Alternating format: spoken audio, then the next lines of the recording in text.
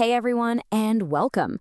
We are so excited because today we're basically handing you Wall Street's secret playbook for the 2025 real estate market. And we promise this isn't going to be one of those scary, complicated explainers.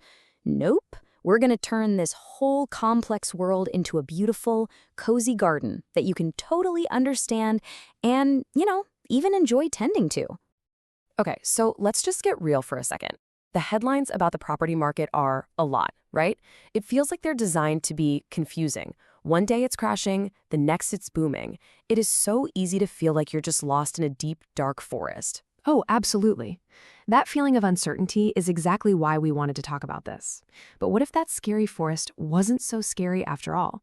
What if I told you we have a map? And this isn't just any old map. It's a special one that we pieced together using the expert outlooks from some of the biggest names in finance. We're talking the European Central Bank, Goldman Sachs, JP Morgan, the whole crew. That's right. So think of us as your friendly guides on a really cool adventure.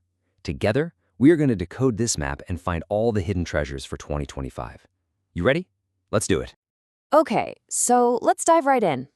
Every good gardener knows that the first thing you have to do is check the weather. So our first stop on the map is all about understanding the overall climate of the real estate market. The big question is the storm finally passing? So the experts over at the European Central Bank have a term for what's happening right now. They're calling it bottoming out. Now that basically means that while there are still some chilly winds out there, the worst of the downturn really seems to be over. Yes, it's like that moment at the very end of winter when you see the first teeny tiny green sprouts just poking through the snow. The frost hasn't completely melted yet, but you just know spring is on its way. And this chart right here, this shows that exact feeling, but in data. It tracks investor worries over time. So see that blue line? That represents investors who think the market is in a downturn. Notice how it's fallen really sharply? That is a huge deal. It means confidence is coming back and the sunshine is finally starting to break through those clouds. Ooh, and I love this chart even more. This one shows the demand for new housing loans. So after a really long period of decline, you can see it in all those orange bars. Just look at the green bars on the right. Demand is picking up again. People are getting their shovels ready to plant new roots. It's such a huge, hopeful sign that optimism is returning.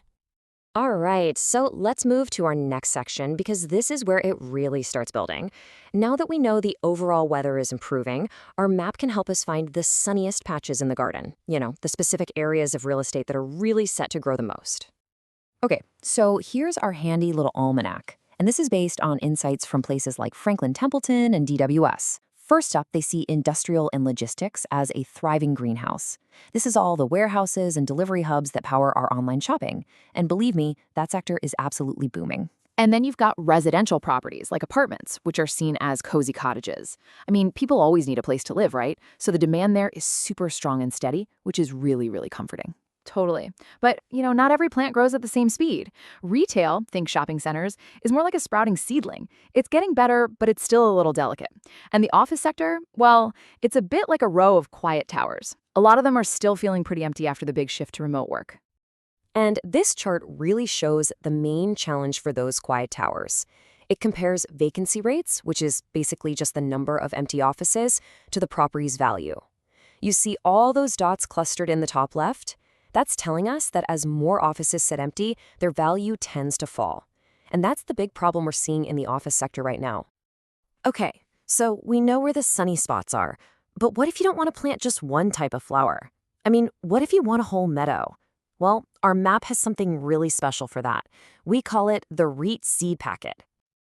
A REIT, that stands for Real Estate Investment Trust, is basically a magical seed packet. Seriously, it lets you own a tiny little piece of lots of different properties all at once. We're talking gleaming skyscrapers, bustling shopping centers, giant warehouses, all without ever needing a hard hat or, $1 billion. It's pretty amazing. And here is where it gets really interesting. Goldman Sachs points out that a lot of REITs are trading at a discount to NAV. Okay? NAV, net asset value, is just a super fancy term for what all the buildings in the portfolio are actually worth. So a discount means the REIT's price on the stock market is less than the real value of the properties it holds. It is literally like finding a prize-winning seed packet on sale.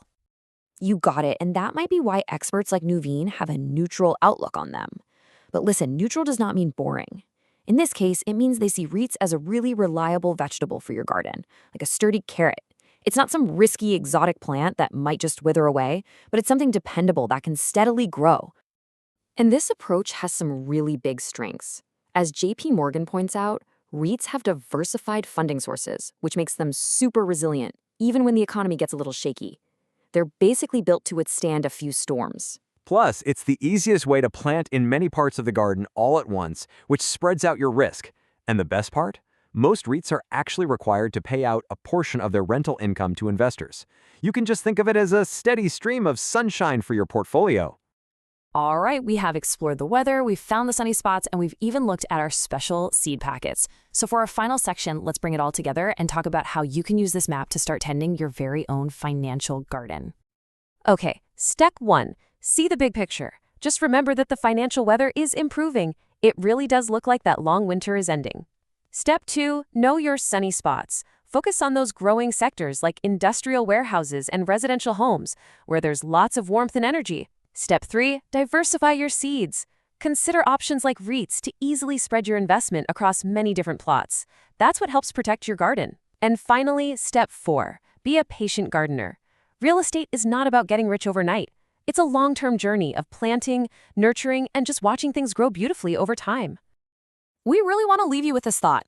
It is so easy to look back and wish you had started sooner. But the journey of 1,000 miles, or in our case, a flourishing garden, it all begins with just a single step. Exactly. And the most important thing is, you have the map now. You have the knowledge. We really hope you feel empowered and excited to get started. The best time to plant your future is today. Happy gardening!